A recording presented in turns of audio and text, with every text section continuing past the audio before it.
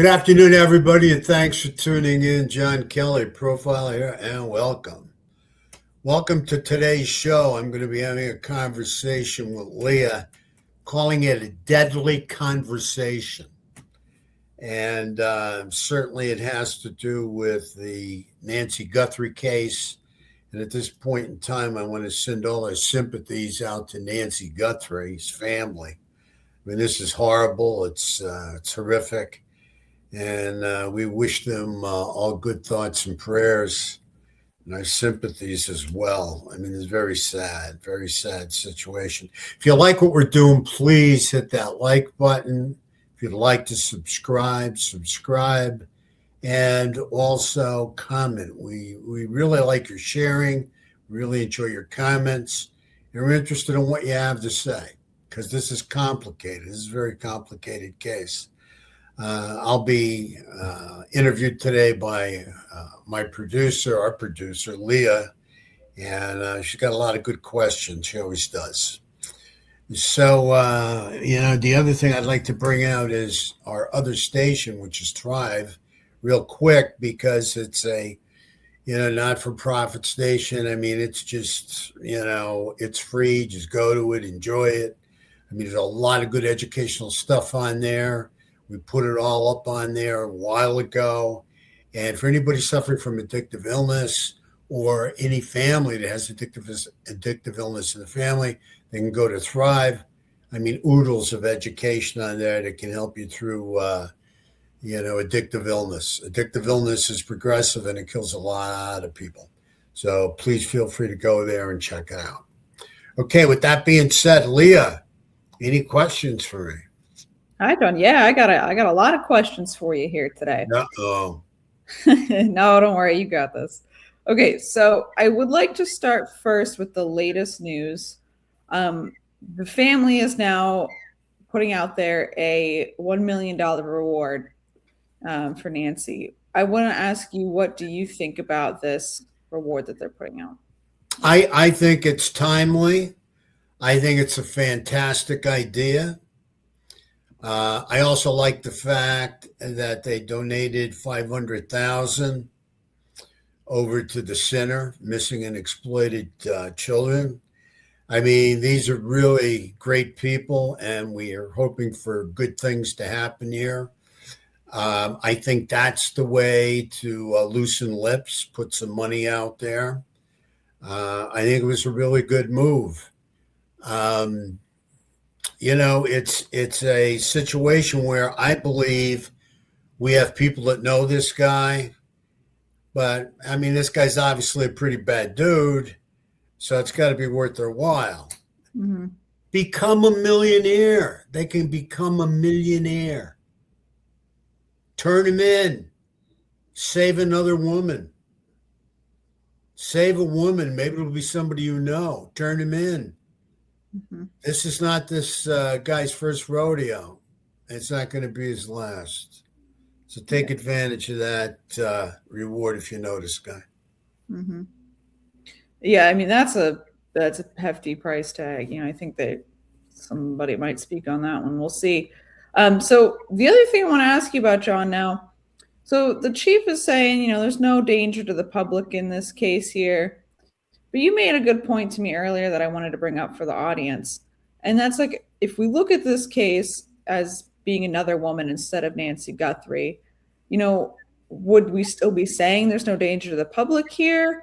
Can you talk about that situation a bit more? You explained it very well to me. Yeah, I mean, if this wasn't looked at as a ransom for Nancy Guthrie, how would we be looking at this case? If this was somebody's mother or grandmother that was not famous, how would we be looking at it? And that's the way I have to look at it now, because, in looking at the various motives, various angles that this person was taking and what he was up to, we looked at, first of all, ransom, which should have been looked at number one because of Nancy Guthrie being Savannah's mother and Savannah being so famous. Yes, absolutely. That was the first direction to go in. I believe it was the right direction to go in.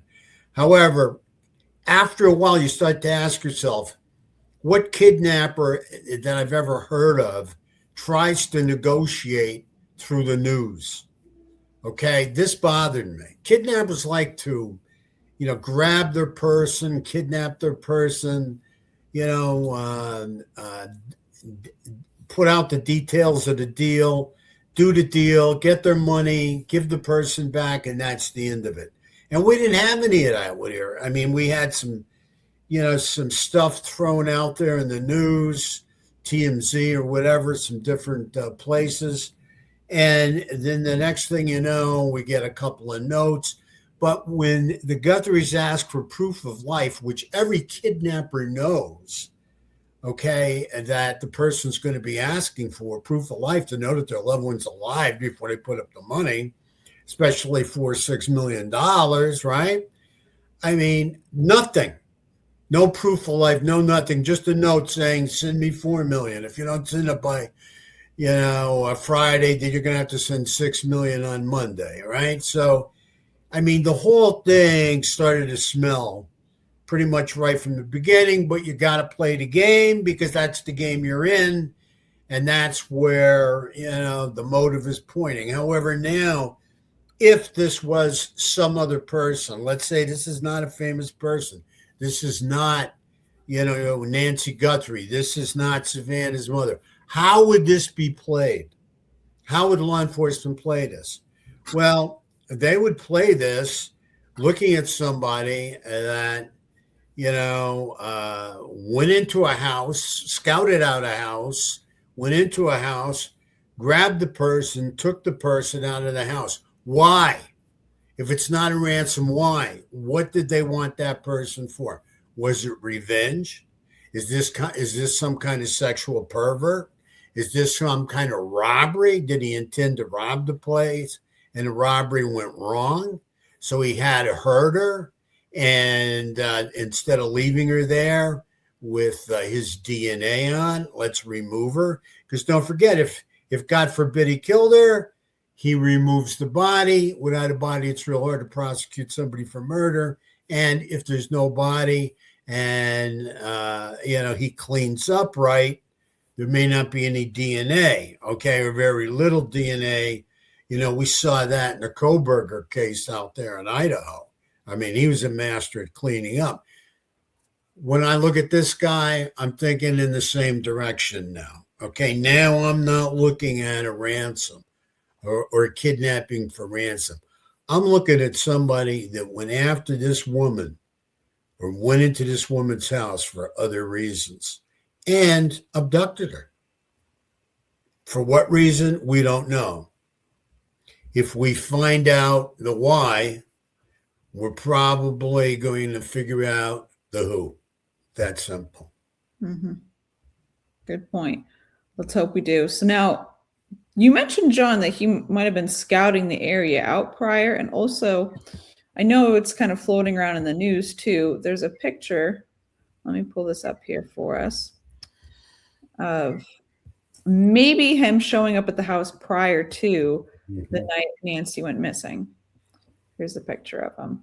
Now, we don't know if it's the same day or not. What do you think about this? And what do you think about him maybe scouting out the area ahead of time? Well, I don't know if it's the same day or not. I don't think it is, because that means he would have, taken his backpack off and roamed around without it. That means he would have had to leave it somewhere. I don't think it's the same day. I think it's a different day.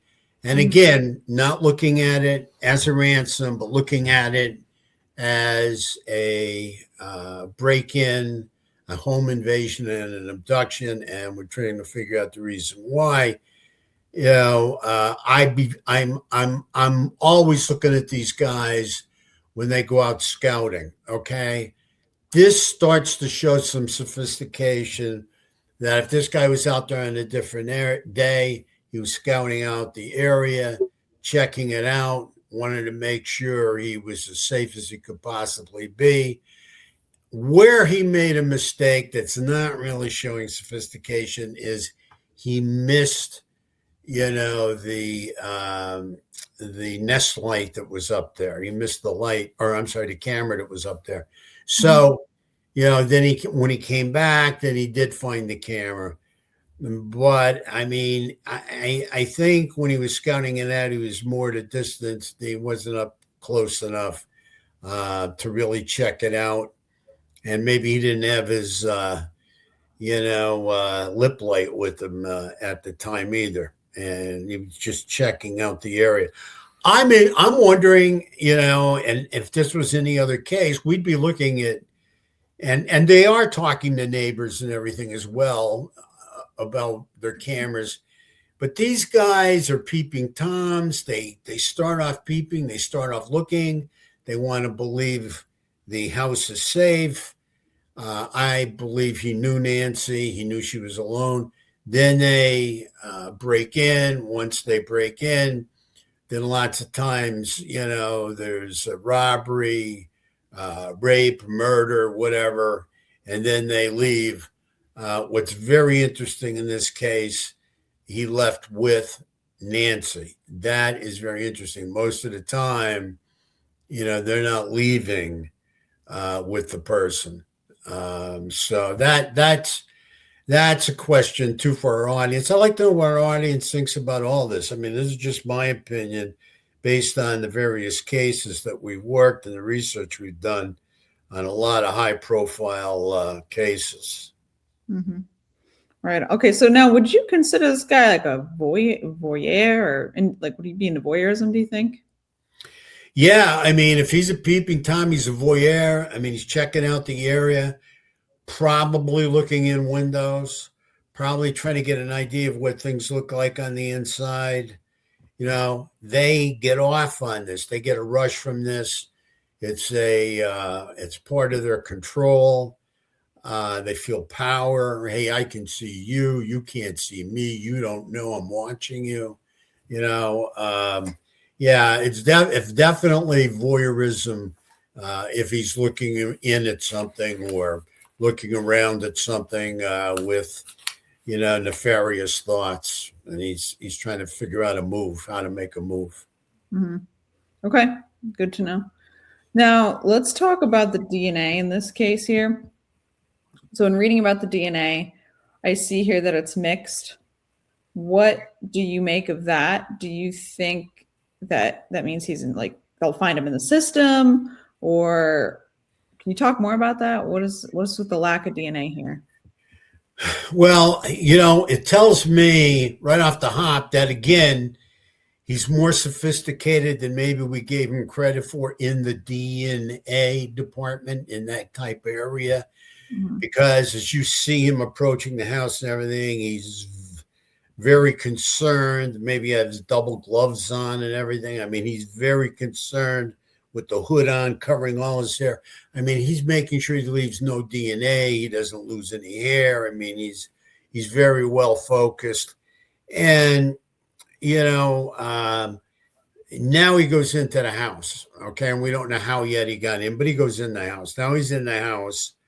Now, keep in mind, he's in the house for 40 minutes, and he hasn't left any DNA that we know of. Now, they have found DNA, they said, that's mixed, and part of that mixture isn't somebody in the family. It's alien DNA. Well, the problem I have with it is this guy's probably so good at cleaning up that there was hardly anything to work with. He was in there for 40 minutes. What was he doing for 40 minutes? We know he had to handle Nancy in some way.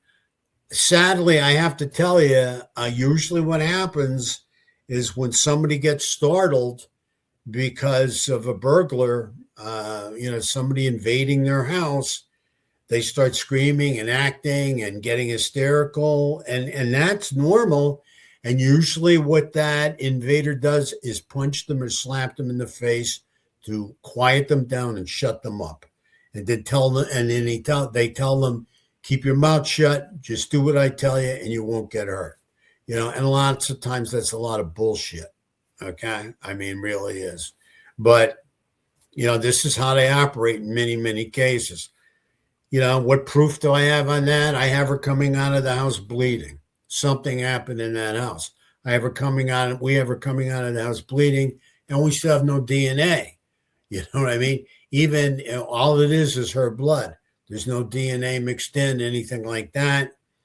And that's why I think they keep going back to the house and back to the house, because I think they're kind of taken back in a way by, how clean this guy was, or how educated he was on how to clean up. How educated he was on how to clean up. So I have hope in that DNA and that mixed DNA when they finally get it straightened out, run it through CODIS. Because what it also screams at me is that he's so worried about, and he's so conscious of DNA, that he's worried about leaving any DNA because he's in the system somewhere. I don't know if it's here. I don't know if it's Mexico, but he's somewhere in a system over some sexual crime or some type of other crime, perverted crime he's committed. Because, I mean, this guy is very, very self-conscious about leaving any kind of DNA. And you could see that he's wrapped up tighter than a Christmas present, right? Mm-hmm. I mean, when he's coming into that house, I mean, he's not leaving much to chance. No. And you look at his backpack, so it's like, what did he have in there? He was prepared for something. This is the other thing that's bothering me, and it's truly bothering me. Mm-hmm. Because usually you're going to see them carrying some kind of tools if they're carrying anything. And the tools are going to weigh the backpack down. The backpack's going to, slag down, and, they're not going to take up a lot of room. I mean, this guy is showing up with like a full pack. I mean, this guy's loaded up. That backpack's loaded up going into this house. What does he have in mind? What does he have in that backpack? Mm-hmm. I have to believe it's stuff to restrain her. I have to believe it's stuff to clean up. I mean, could be a tarp, could be a lot of different things, but it all has to do with Nancy. It has to do what he wants to use it for with Nancy, because he's made up his mind going in pretty much that he's leaving with her. That's what that full backpack says to me. I don't know why else he'd need a full backpack like that. If he's going to rob the place, wouldn't he want an empty backpack? Right. So he could fill it up with stuff that he's stolen? Right? Why would you want a full backpack? And obviously he left with the stuff he came with, or, they'd have that as evidence right now. And maybe they do, and we don't know about it. They're not talking about it. That's true. But and I don't think they've heard the last of this guy, but go ahead. Yeah. Well, okay. So something interesting that I read, I was reading a People article, and they mentioned the lip light he had. Here, let me pull up a picture of that as well, that he's holding. And, how he's so cautious about being covered up, yet he puts this thing in his mouth, right, with the saliva. So it's like, I wonder if there is something there. But my question for you, John, is what do you make of this lip light? And also, everything else he has going on, the backpack, the gloves, the gun, everything. What do you think about that? Well, we've done research on that, and lots of times there's hikers and backpackers, and especially if they're traveling at night, they carry these lip lights because as you use that in your mouth, you can light up the area in front of you. But guess what? Your arms are still free. Mm-hmm. So you can walk around with that in your mouth, but your arms are free in case you need your arms for anything. Now, that's a perfect tool for a burglar, too, because he can go into a house and he can have the area illuminated through his lip light, has his arms free, and he can go through whatever he needs to go through. Okay. And he can see exactly where he's going, but yet keep the house in darkness. Mm-hmm. All right. And hopefully nobody recognizes him or sees him. So I think it serves a few different purposes to him. What I will tell you is through our research too, we know the lip lights are sold at Walmart. Walmart sells lip lights. And that holster, that crazy holster that he is brandishing and wearing in his groin, okay, with the gun in it that doesn't fit, that shows non-sophistication, okay?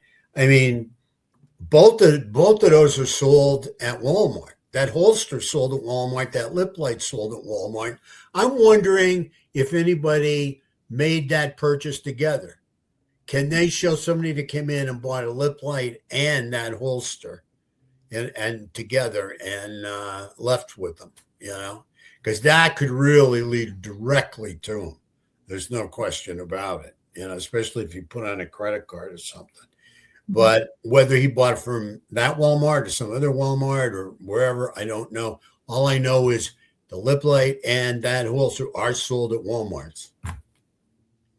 Yeah. Yeah. We'll have to find out more on that if they can track that down. That'll be really fascinating.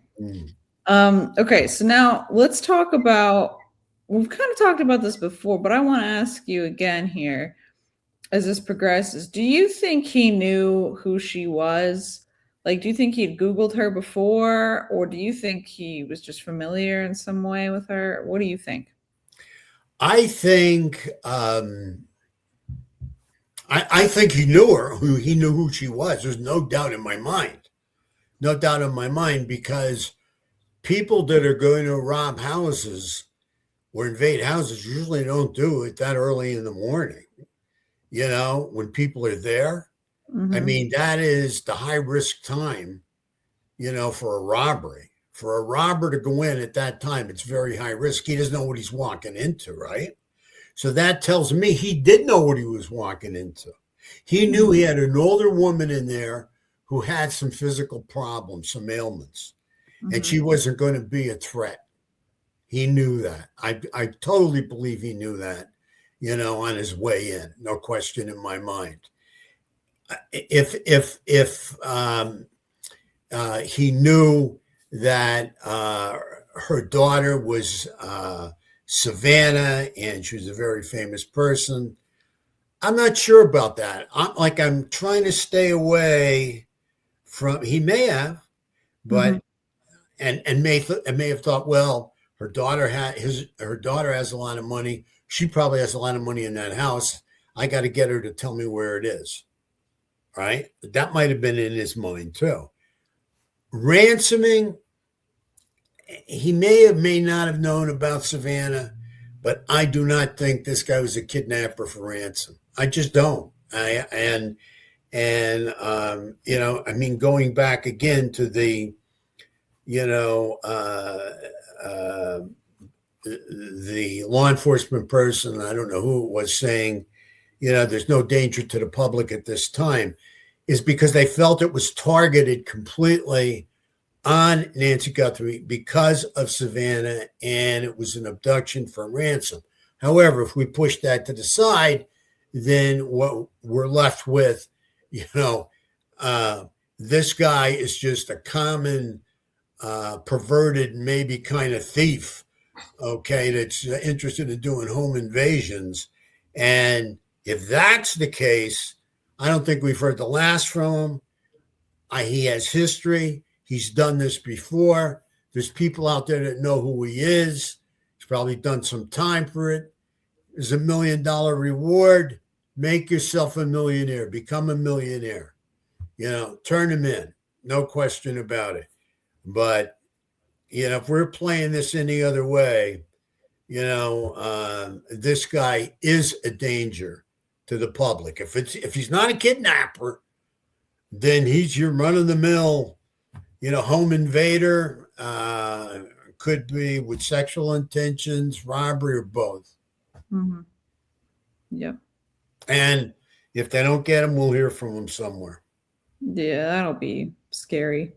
Now, let's talk. Okay, so the other thing was ransom note. Now, what do you make of him doing it through the news outlet? How does that make it? How does that play? That's That's stupid. It's amateurish, and I don't believe it's him. Right. Okay, and he wants his 4 or 6 million in Bitcoin. He doesn't want to show any proof of life.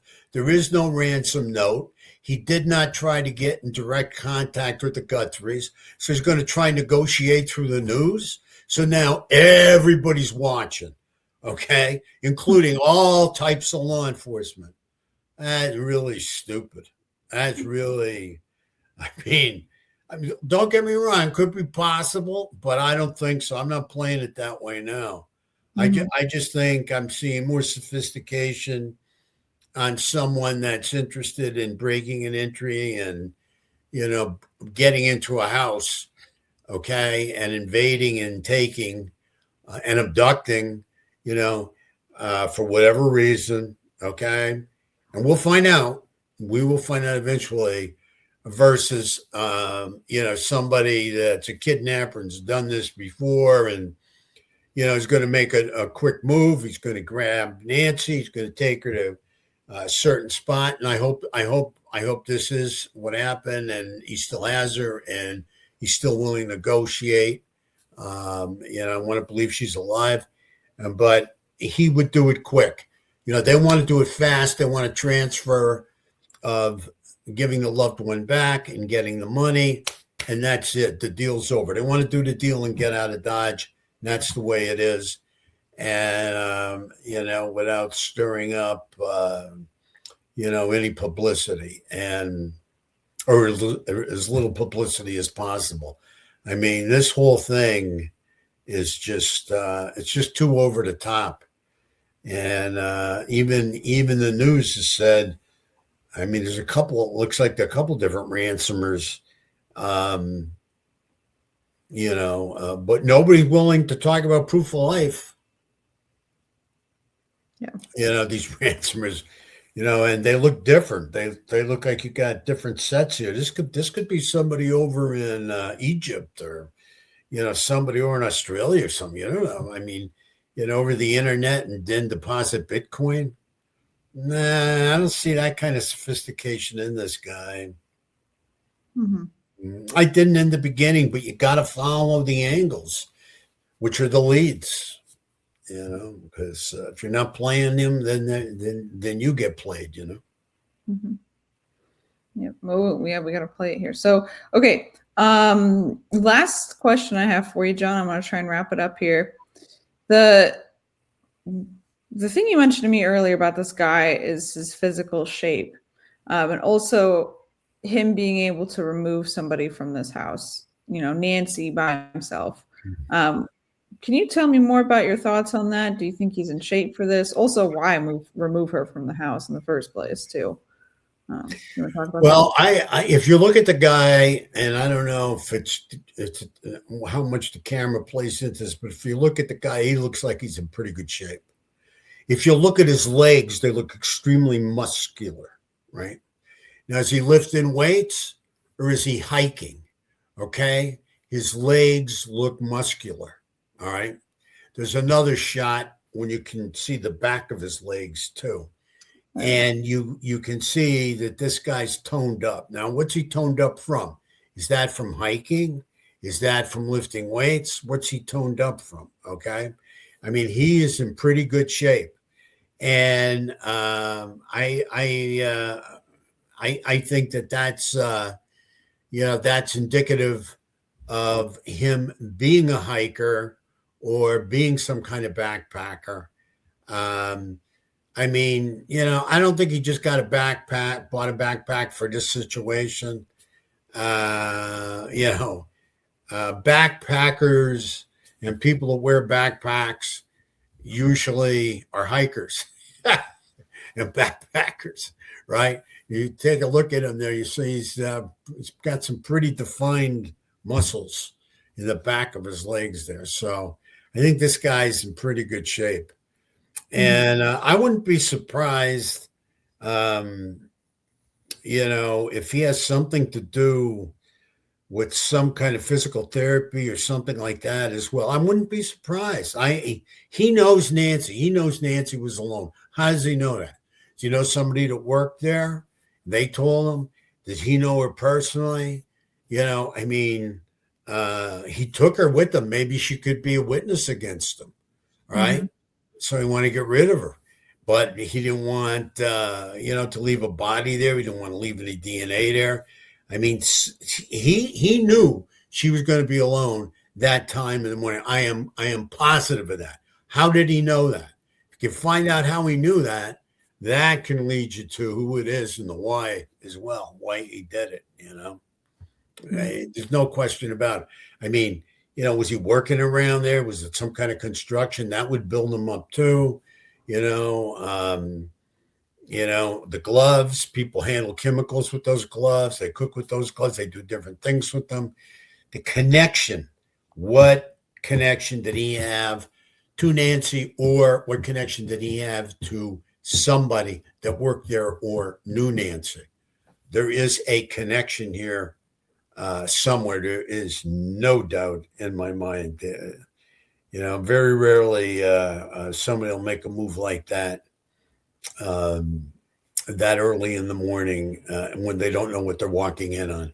He knew what he's walking in on. That's why he had the backpack all loaded up, because he had whatever he thought he needed in there to take care of business. Yeah, that's a really good point, John. Very good point. Too scary. Scary. That's what I'm saying. The people out there need to stay on their toes. I do. So for today, those are all the questions I have for you. Do you have anything else you wanted to mention? No, I just want to thank you so much. You asked great questions as always. It was a really good interview. And I want to thank our audience for watching us and for tuning in. Can't thank them enough. And I want them to take care of themselves. I want the audience to stay on your toes. If you have any, problems out there, if you know anything about this case, for sure, report it. But most importantly, keep a focus on yourself. Like I said, be alert and take good care of yourself. And until we meet again, God bless. Have a good day. Thank you.